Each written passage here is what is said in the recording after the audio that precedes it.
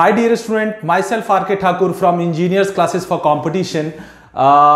Mathematics aptitude video series का आज का वीडियो डियर स्टूडेंट मैं आपके लिए लेके आया हूं for the very important topic called height and distance. जी, हाइट एंड डिस्टेंस जो बहुत इंपॉर्टेंट टॉपिक है ट्रिगोनोमेट्री का, उसको लर्न करें हैं हम इस वीडियो में। बेसिकली हाइट एंड डिस्टेंस होता क्या है डियर स्टूडेंट, अगर आप देखो तो ये वर्ड में ही छुपा हुआ है हाइट एंड डिस्टेंस। मीन्स आपको इस टॉपिक में किसी ऑब्जेक्ट की हाइट फाइंड करनी है और वो कहां पे लोकेटेड है, वो डिस्टेंस लोकेट करना है most of the time, right. So लेकिन इसके कुछ कॉन्सेप्ट्स हैं जो सबसे पहले आपको लर्न करना होगा। ट्रिगोनोमेट्री के बेसिक कॉन्सेप्ट तो आपको पता होनी चाहिए, जैसे कि अगर मैं आपको बताऊं हाइट एंड डिस्टेंस में कि एक राइट एंगल ट्राइंगल है, ये एक राइट एंगल ट्राइंगल है, लेट्स से ABC। इस राइट एंगल ट्राइंगल में ये एंगल अगर थीटा है, अगर ये एंगल थीटा है तो इस एंगल का अगर मैं साइन निकालता हूं साइन थीटा, तो साइन थीटा हमेशा होता है L/H। तो एंगल के ठीक सामने, थीटा के ठीक सामने वाला L होता है और ये बेस हो जाएगा, और 90 के ठीक सामने वाला हमेशा हाइपोटेन्यूज H होता है। तो ये आपको पता है डियर स्टूडेंट, राइट। नाउ इन तीनों में रिलेशन जो पाइथागोरस थ्योरम है वो कहता है L² + B² = H²। ये भी आपको पता होना चाहिए, राइट। तो इससे आपको क्या हेल्प मिलती है, इससे ये हेल्प मिलती है कि LBH में से कोई भी दो पता है तो आप तीसरा फाइंड कर सकते हो। तो साइन थीटा क्या होगा, साइन थीटा होगा AB बाय हाइपोटेन्यूज ऑलवेज 90 के सामने वाली जो सबसे लंबी साइड होती है वो होती है। So AB by AC, right, AB by AC। Okay fine. Okay so dear student यहां पे साइन थीटा क्या होगा, AB by AC। AB is called L और AC is called H, right. Cos theta क्या होगा, कॉस थीटा अगर हम लेंगे तो कॉस थीटा हमेशा होता है बेस बाय हाइपोटेन्यूज। तो बेस ऑब्वियसली लेंथ अगर AB है तो बेस BC होगा, which is BC by AC। इसको आप B बाय H भी लिख सकते हो। और tan थीटा क्या होगा, tan थीटा हमेशा होता है लेंथ बाय बेस। तो यहां पे लेंथ क्या है थीटा के लिए, एंगल थीटा के लिए लेंथ है AB by BC। So you can write it like L/B।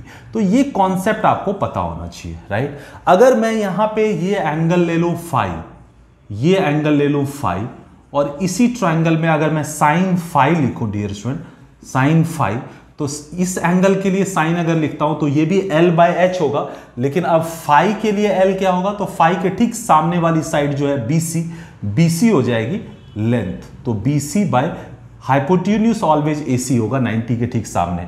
So BC को आप यहां पे देखो चेंज हो जाएगा, B/H लिख सकते हो। तो what I want to tell you is कि देखो लेंथ हमेशा फिक्स नहीं होता है, एंगल पे डिपेंडेंट है। कौन सा एंगल कंसिडरेशन में है, यहां पे अगर हम फाई एंगल लेंगे तो लेंथ हमारा BC हो जाएगा, अगर थीटा एंगल लेंगे तो लेंथ AB हो जाएगा। और एक अगर लेंथ पता चल गया तो दूसरा जो उसके साथ 90 बना रहा है वो बेस हो जाएगा। हाइपोटेन्यूज तो ऑलवेज 90 डिग्री होता है, right. So similarly cos phi क्या हो जाएगा डियर स्टूडेंट, कॉस फाई हो जाएगा यहां पे AB बाय AC, राइट। तो ये लिखना आपको पता होना चाहिए, क्योंकि हाइट एंड डिस्टेंस में हम ये एक राइट एंगल ट्रायंगल में sine cos tan as per convenient हम बार बार यूज करेंगे। तो इसके लिए आपको एक्सप्रेशन लिखना पता होना चाहिए। अगर मैं tan फाई डियर स्टूडेंट लिखना चाहूं तो क्या होगा, tan फाई होगा, tan phi will be BC by AB, BC by AB like this, ठीक है। तो ये चीज आपको बेसिक ट्रिगोनोमेट्री पता होनी चाहिए। इसके अलावा कहीं कहीं पे कुछ फॉर्मूला आपको पता होना चाहिए। अगर मैं आपको कुछ फॉर्मूला लिखूं डियर स्टूडेंट, तो फॉर्मूला में आपको पता होना चाहिए कि sine square theta plus cos square theta ये ऑलवेज हमारा क्या होता है 1 होता है। Sec square theta minus tan square theta = 1 होता है, राइट। और cosec square theta minus cot square theta = 1 होता है। ये 3 प्राइमरी फॉर्मूला है। इन तीनों से आप और बहुत सारे फॉर्मूले निकाल सकते हो। लाइक अगर मैं sign square theta plus cos square theta 1 से साइन स्क्वायर थीटा निकालूं तो साइन स्क्वायर थीटा हो जाएगा 1 minus cos square theta right. Cos square theta को राइट साइड मिलेंगे तो माइनस हो जाएगा। सिमिलरली अगर मैं कॉस स्क्वायर थीटा निकालूं इसी से तो ये हो जाएगा 1 माइनस साइन स्क्वायर थीटा। सो लाइकवाइज आप बहुत सारे फॉर्मूले यहां से बना सकते हो। सिमिलरली यहां से भी बना सकते हो। Sec square theta minus tan square theta 1 है, तो यहां से आप सेक स्क्वायर थीटा अगर निकालोगे तो 1 प्लस टेन स्क्वायर थीटा हो जाएगा, राइट। और cosec square theta minus cot square theta से भी अगर मैं कॉसेक स्क्वायर थीटा निकालूं तो ये हो जाएगा 1 plus cot square theta. Similarly आप यहां से टेन स्क्वायर थीटा भी निकाल सकते हो, कॉट स्क्वायर थीटा भी निकाल सकते हो और बहुत सारे फॉर्मूले बन सकते हैं, बट जो बेसिक फॉर्मूला है वो ये है, राइट। इसके अलावा आपको ये भी पता होना चाहिए कि जो sine theta by cos theta होता है ये हमेशा टेन थीटा होता है, right. Sine theta by cos theta tan theta होता है और cos theta by sine theta ये ऑब्वियसली टेन का उल्टा कॉट थीटा हो जाएगा। तो ये भी एक बेसिक सा कॉन्सेप्ट है जो आपको कभी कभी यूज करना पड़ेगा। इसके अलावा ट्रिगोनोमेट्री में 0 degree 45 degree 0 degree 30 degree 45 degree 60 degree और 90 डिग्री, ये जो वैल्यूज है एंगल की वैल्यू, ये साइन कॉस और टेन के लिए आपको एकदम से याद रखना होगा। अगर ये जब तक याद नहीं रहेगा आप हाइट एंड डिस्टेंस में आंसर्स जल्दी जल्दी नहीं निकाल पाओगे। तो बेटर है कि आप इसको याद कर लो। मैं आपके लिए एक बार इसको राइट डाउन कर रहा हूं, एक बार हम देख लेते हैं, राइट। फॉर्मूला याद नहीं करना है आपको। वैल्यू अगर यहां पे देखो 0 डिग्री है, 30 डिग्री है, 45 डिग्री है, 60 डिग्री है और 90 डिग्री है। मोस्टली यही यूज होता है, राइट।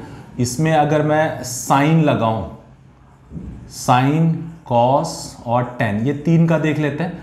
साइन का उल्टा कॉसेक हो जाएगा तो कॉस का उल्टा सेक हो जाएगा और टेन का उल्टा कॉट हो जाएगा। तो पहले हम तीन के दिन लिखते थे। साइन जीरो हमेशा 0 होता है, साइन 30 हाफ होता है, साइन 45 1/√2 होता है, साइन 60 √3/2 और साइन 90 1 होता है डियर स्टूडेंट। ये आपको याद रखना होगा, राइट। सिमिलरली कॉस 0 डिग्री 1 होता है।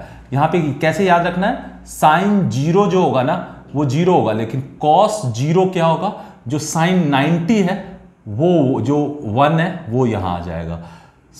कॉस 30 क्या हो जाएगा, जो साइन 60 है √3/2 हो जाएगा। 45 में सेम वैल्यू होती है 1/√2 साइन में भी और कॉस में भी। 60 डिग्री पे क्या हो जाएगा, ऑब्वियसली जब 30 डिग्री पे 60 डिग्री आ गया तो 60 डिग्री पे 30 डिग्री वैल्यू वाली वैल्यू आ जाएगी साइन की, 1/2 हो जाएगा। So cos 60 is half and cos 90 is obviously 90 वाला 0 पे आया तो 0 वाला 90 पे जाएगा which is 0।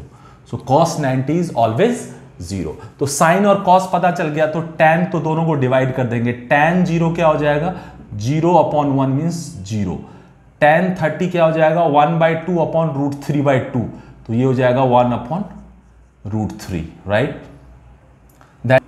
Okay, so dear student यहां पे आपको tan 0 0 हो जाएगा, tan 30 1/2/√3/2 1/√3 हो जाएगा, tan 45 sin 45 बाई cos 45 दोनों सेम है तो 1 हो जाएगा, tan 60 √3/2 अपॉन 1/2 ये हो जाएगा 1/√3 हो जाएगा, और tan 90 क्या हो जाएगा 1/0। Something upon 0 is always infinite, तो tan 90 इज इनफाइनाइट या अनडिफाइंड हो जाएगा।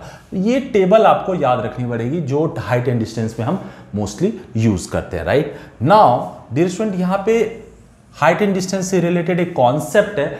दो एंगल बहुत इंपॉर्टेंट है, एक होता है angle of elevation, angle of elevation, angle of elevation, और दूसरा होता है angle of depression, angle of depression. ये क्या होता है ये आपको समझना है, right. Angle of elevation and angle of depression. So देखो डियर स्टूडेंट, सबसे पहले एंगल ऑफ एलिवेशन की हम बात करें। मान लेते हैं कि कोई पॉइंट यहां पे P है, राइट। कोई पॉइंट P है और एक ऑब्जर्वर इस पॉइंट से नीचे है, एक पॉइंट P से नीचे ऑब्जर्वर है, या यूं कह सकते हो कि ऑब्जर्वर के आई लेवल से ऊपर एक पॉइंट P है। तो ऑब्जर्वर ये है, राइट, ऑब्जर्वर यहां पे है और एक P पॉइंट है जो इससे ऊपर है। तो यहां से जब ये इस P को देखेगा तो सबसे पहले ये एक रे जाएगी, इसको हम बोलते हैं रे ऑफ साइट, इसको हम बोलते हैं रे ऑफ साइट, राइट। तो रे ऑफ साइट ये हो गई जो P को देखने के लिए यहां से स्टार्ट होगी एक रे, और इसके आई लेवल पे एक हॉरिजॉन्टल लाइन अगर ड्रॉ कर दे तो horizontal line ray of site के साथ जो एंगल बनाता है वही एंगल थीटा, लेट से यहाँ पे एंगल ऑफ एलिवेशन कहलाता है of point P with respect to this observer, right. तो ये थीटा क्या कहलाएगा? Angle of elevation.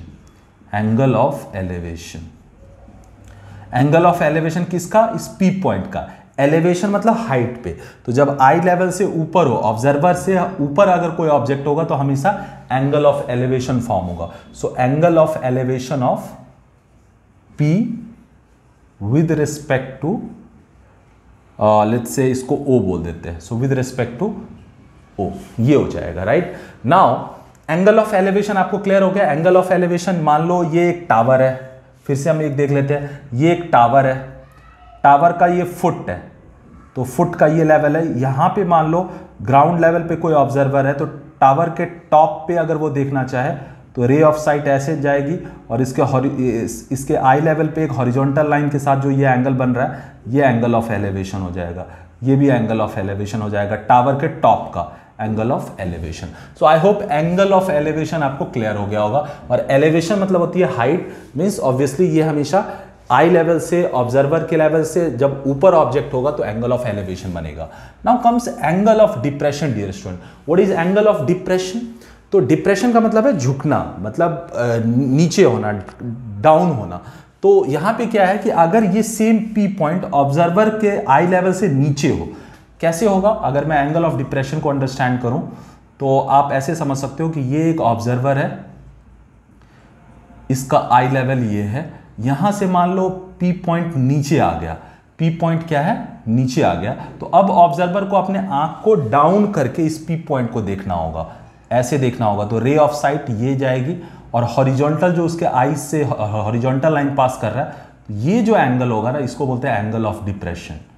Angle of depression, इसको हम बोलते हैं एंगल ऑफ डिप्रेशन, इसको बोल सकते हैं हम phi, right. So angle of depression तब फॉर्म होगा जब ऑब्जर्वर के आई लेवल से नीचे कोई ऑब्जेक्ट है या कोई पॉइंट है, तो एंगल ऑफ डिप्रेशन फॉर्म होगा, राइट।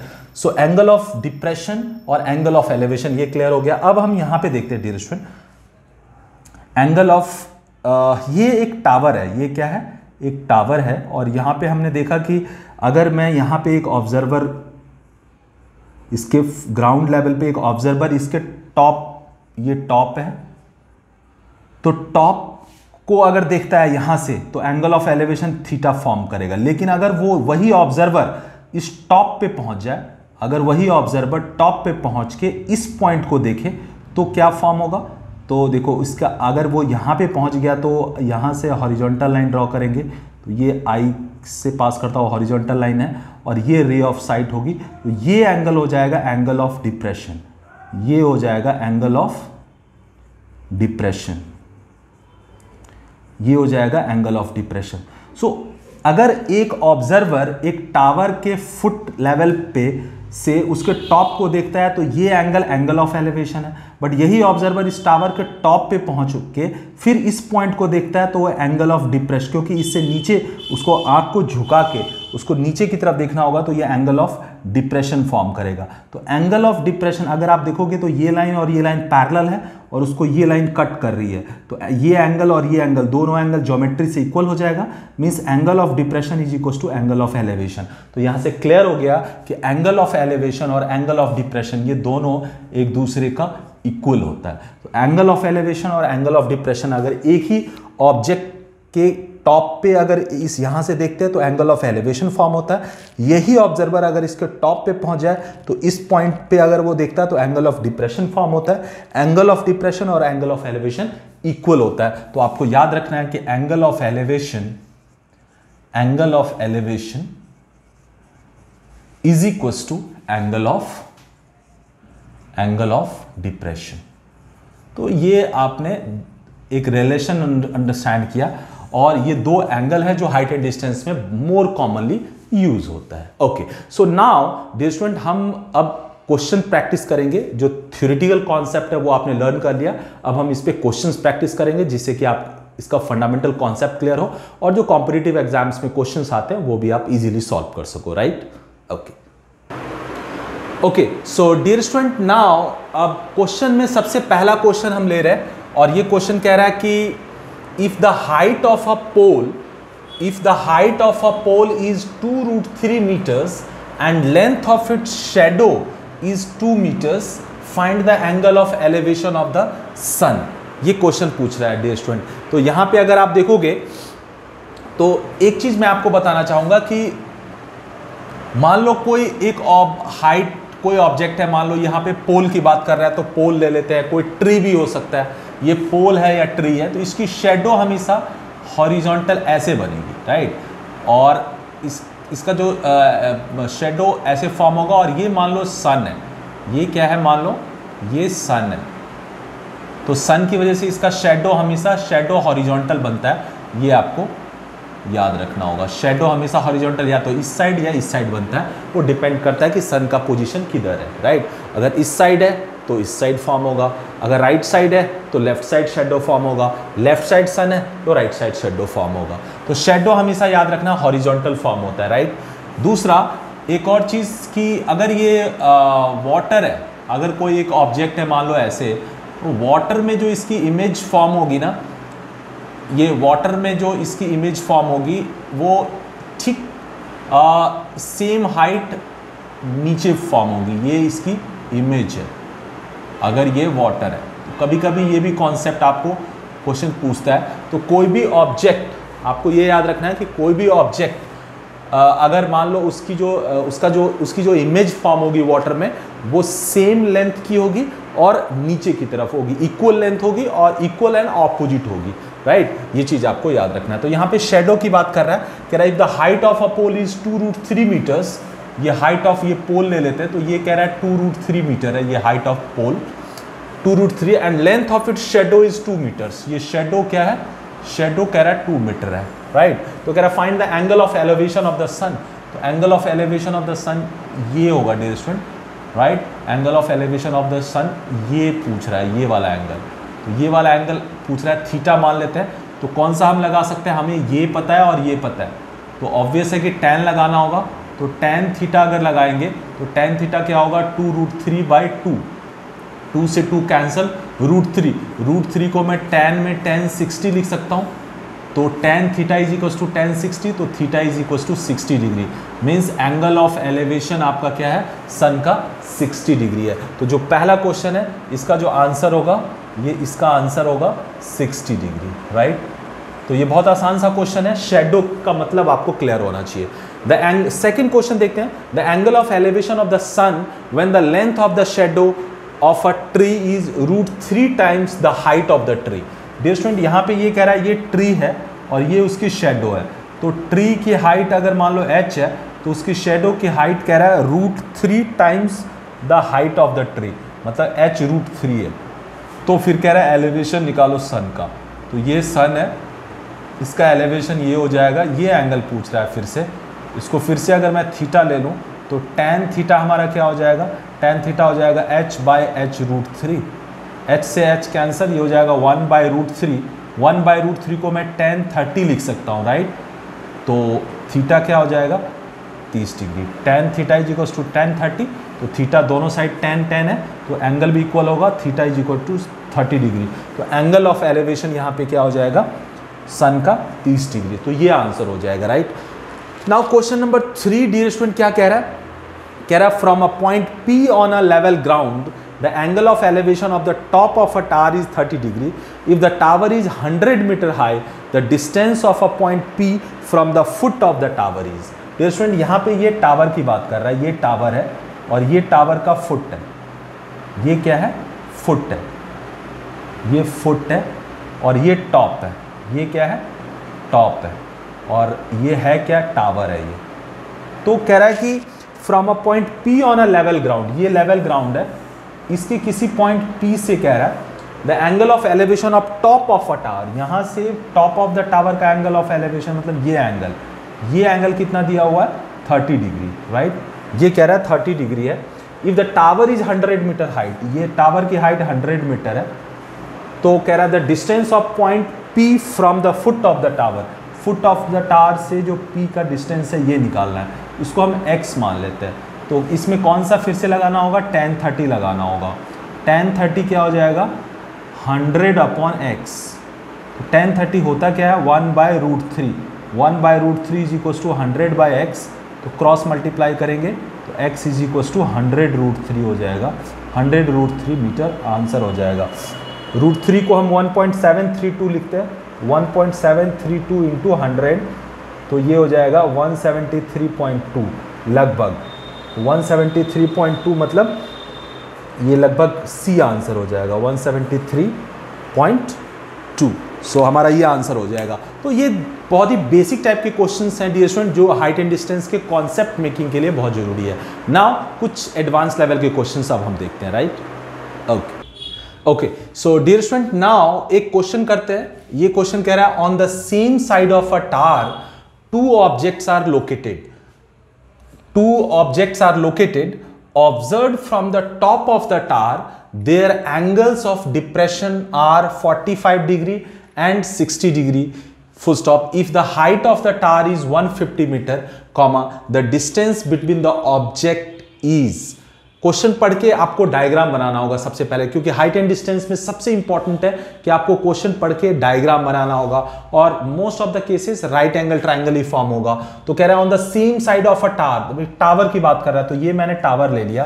कह रहा है इस टावर के एक ही साइड में टू ऑब्जेक्ट्स आर लोकेटेड। तो ये इसका फुट है, मैंने एक ऑब्जेक्ट यहां पे ले लिया और दूसरा ऑब्जेक्ट यहां पे ले लिया, right. Two objects are located and their angle of depressions are 45 degree and 60 degree from the top of the tower। तो टावर का टॉप ये है, ये टावर है, टावर के टॉप से अगर ये और ये दो पॉइंट का अगर हम देखें तो obviously angle of depression form होगा, क्योंकि ये नीचे है, यहां से नीचे है। तो टॉप ऑफ द टावर से पहले तो इसको अगर देखेंगे तो इसका एंगल ऑफ डिप्रेशन ये फॉर्म होगा, राइट। और अगर इसको देखें तो इसका एंगल ऑफ डिप्रेशन ये फॉर्म होगा। ऑब्वियस है कि एक 45 डिग्री और दूसरा 60 डिग्री है, तो 45 क्या होगा डियर स्टूडेंट, ये एंगल 45 डिग्री होगा और ये 60 डिग्री होगा, राइट। और ये जो दो पॉइंट है, हाइट ऑफ द टावर कह रहा है 150 मीटर है, तो 150 मीटर है। कह रहा है डिस्टेंस बिटवीन द ऑब्जेक्ट, इन दोनों के बीच का डिस्टेंस फाइंड करने के लिए बोल रहा है।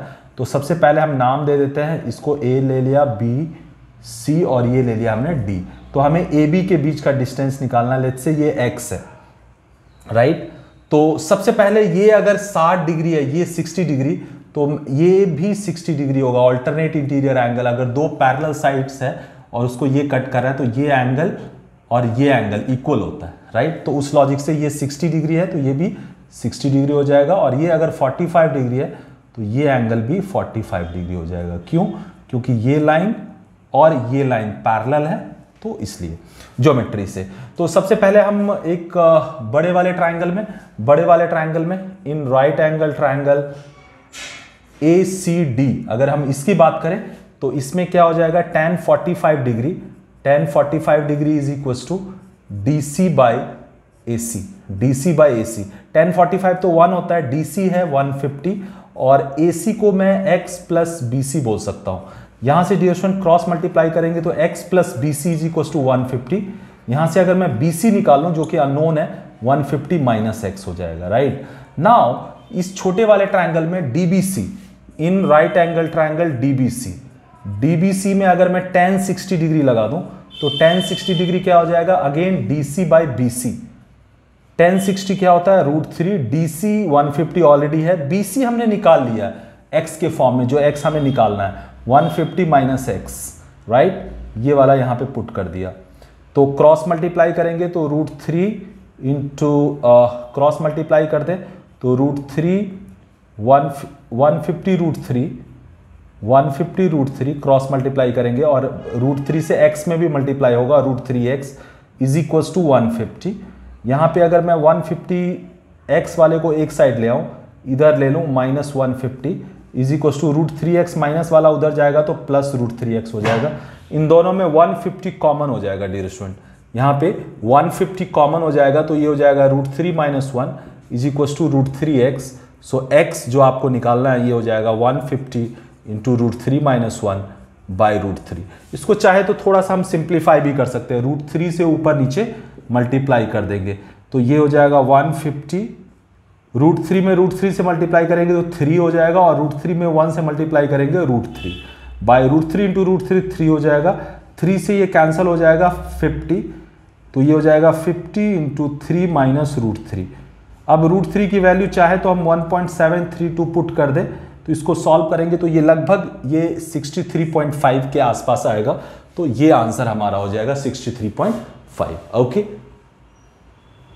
Okay, so dear student, now जो नेक्स्ट क्वेश्चन है ये क्या कह रहा है, नेक्स्ट क्वेश्चन जो हम सॉल्व करने वाले हैं वो ये कह रहा है कि a man on the top of a vertical observation tower observes a car moving at a uniform speed coming directly towards it, full stop, if it takes 12 minutes for the angle of depression to change from 30 degree to 45 degree, how soon after this will the car reach the observation tower?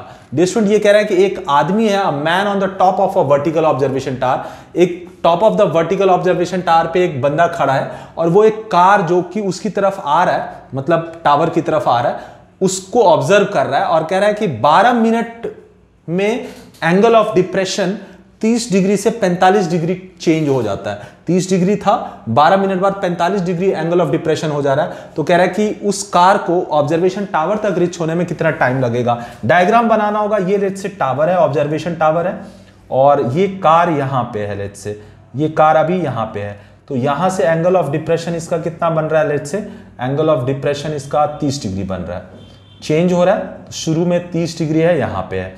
12 minute बाद मान लो ये यहां पे car पहुंच गई, तो यहां पे इसका एंगल ऑफ डिप्रेशन क्या हो जाएगा, ये हो जाएगा इसका एंगल ऑफ डिप्रेशन, और एंगल ऑफ डिप्रेशन ये 45 डिग्री चेंज हो गया। अगर मैं ज्योमेट्री से देखूं तो ये 30 डिग्री है, तो ये भी 30 डिग्री हो जाएगा, तो ये 30 डिग्री हो जाएगा, और ये 45 डिग्री है तो ये भी 45 डिग्री हो जाएगा। और यहां से यहां तक कार को आने में कितना मिनट लग गया, 12 मिनट लग गया, 12 मिनट लग गया, ये आपको याद रखना होगा। तो कह रहा है कि यहां से फिर यहां तक टावर तक पहुंचने में, ये टावर है, इस टावर तक पहुंचने में कार को कितना टाइम लगेगा अगर कार यूनिफॉर्म स्पीड से ट्रैवल कर रही है।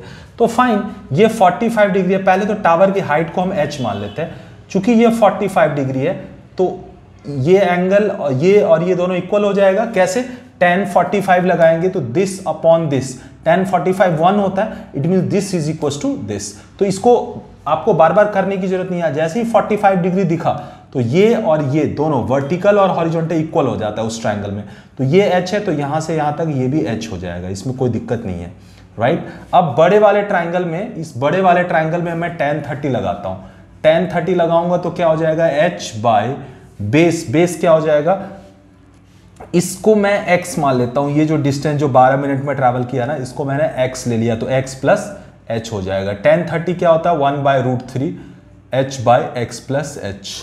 यहां से अगर x प्लस h निकालें क्रॉस मल्टीप्लाई करके तो √3h, x क्या हो जाएगा डियर स्टूडेंट, ये हो जाएगा √3h माइनस h। अगर मैं h कॉमन ले लूं तो √3 माइनस 1 हो जाएगा, ये x आ जाएगा, राइट। नाउ डियर स्टूडेंट, आपको ये देखना होगा, अब आपको ये देखना होगा कि यहाँ पे अपने को स्पीड कह रहा है कि how soon after this will the car reach the observation tower. तो अपने को h हाइट डिस्टेंस ट्रैवल करना है, कार को h डिस्टेंस ट्रैवल करना है, तो वो यहाँ पे रीच हो जाएगा टावर पे। तो हमें क्या निकालना है, टाइम। तो टाइम सबसे पहले तो हमें ना स्पीड निकाल लेना है। अगर मैं स्पीड निकाल लूं, स्पीड ऑफ कार, तो स्पीड क्या होता है, डिस्टेंस जो कि x डिस्टेंस ट्रैवल किया, h √3 माइनस 1, यही x है जो ऊपर निकाला है, अपॉन टाइम, टाइम कितना लगा 12, तो ये इतना लेट्स से मीटर पर मिनट हो गया, ये स्पीड हो गया। तो h डिस्टेंस ट्रैवल करने के लिए कितना टाइम लगेगा, तो टाइम क्या होता है, टाइम होता है distance, time required to reach the tower, tower तक रिच करने में कितना टाइम लगेगा। तो टाइम होता है क्या, डिस्टेंस बाय स्पीड। तो डिस्टेंस अपने को h लेना है और स्पीड तो ऑलरेडी ऊपर है, h √3 माइनस 1 बाई 12, 12 ऊपर चला जाएगा, 12 into h by h √3 minus 1, h से h कैंसिल हो जाएगा, ये हो जाएगा 12/√3। 1.732 में से 1 माइनस होगा 0.732। इसको अगर हम सॉल्व करेंगे इतना मिनट आ जाएगा। इसको अगर हम सॉल्व करेंगे तो लगभग ये आ जाएगा 16 मिनट 23 सेकेंड। ये आ जाएगा डियर स्टूडेंट 16 मिनट 23 सेकेंड, मतलब सी हमारा आंसर हो जाएगा, राइट। सो इसका आंसर हो जाएगा C, right. Okay, so dear student now ये हमारा लास्ट क्वेश्चन है और इस क्वेश्चन में ये क्या कह रहा है, कह रहा है the top of a 15 metre high tower makes an angle of elevation of 60 degree with the bottom of an electric pole, bottom of an electric pole, and angle of elevation of 30 degree with the top of the pole. Full stop. What is the height of the electric pole? What is the height of the electric pole? Listen, ये जो question कह रहा है, ये कह रहा है the top of a 15 metre height tower. तो ये टावर हमने ले लिया 15 मीटर हाइट का, ये टावर ले लिया हमने, ये टावर है 15 मीटर हाइट का। Makes an angle of elevation of 60 degree with the bottom 60 degree with the bottom of an electric pole, and angle of elevation of the top of a 15 meter height tower makes an angle of elevation of 60 degree with the bottom of an electric pole, with the bottom of an electric pole, and angle of elevation of 30 degree with the top of the pole. तो सबसे पहले हमें एक electric pole लेना होगा, right. ये electric pole है, ये हमारा इलेक्ट्रिक पोल है। तो क्वेश्चन कह रहा है the top of a 15 metre high tower makes an angle of elevation of 60 degree with the bottom of an electric pole. ये बॉटम है इलेक्ट्रिक पोल का, तो यहां से टॉप ऑफ द टावर का एंगल ऑफ एलिवेशन कह रहा है कितना है 60 डिग्री है। तो ये मैंने 60 डिग्री बना दिया। ये टॉप ऑफ द टावर है, ये है टॉप ऑफ टावर, ये है बॉटम ऑफ टावर, ये है बॉटम ऑफ टावर, ये हमारा इलेक्ट्रिक पोल है। ये हमारा क्या है इलेक्ट्रिक पोल है, ये इसका बॉटम है, bottom of pole, bottom of pole, और ये क्या है इसका top of pole, top of पोल।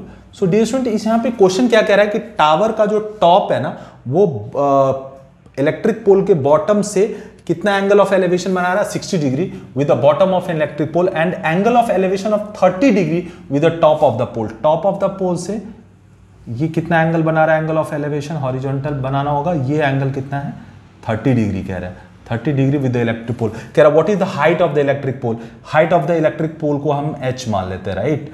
तो ये h है तो ये भी h हो जाएगा, यहां से यहां तक h हो जाएगा डियर स्टूडेंट।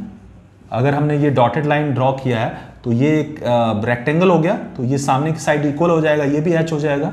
तो ये कितना बच जाएगा फिर, ये जो हाइट टॉप टावर की जो ये वाली रिमेनिंग हाइट है ये टोटल 15 है और ये h हो गया, तो 15 माइनस h हो जाएगा। तो सबसे पहले अपने को क्या करना है, इस बेस को हम x मान लेते हैं, राइट। तो सबसे पहले नाम दे देते हैं ABCDE। So in right angle triangle ABC में अगर मैं 1060 लगाऊं 1060 डिग्री, तो ये हो जाएगा 15/x। सो x क्या हो जाएगा डियर स्टूडेंट 15/1060। 1060 क्या होता है √3, मतलब 15/√3 हो जाएगा, राइट। 15/√3 x हो गया। Now in right angle triangle अगर मैं ADE इस ADE में अगर मैं 1030 लगाऊं तो 1030 क्या हो जाएगा AE/ED।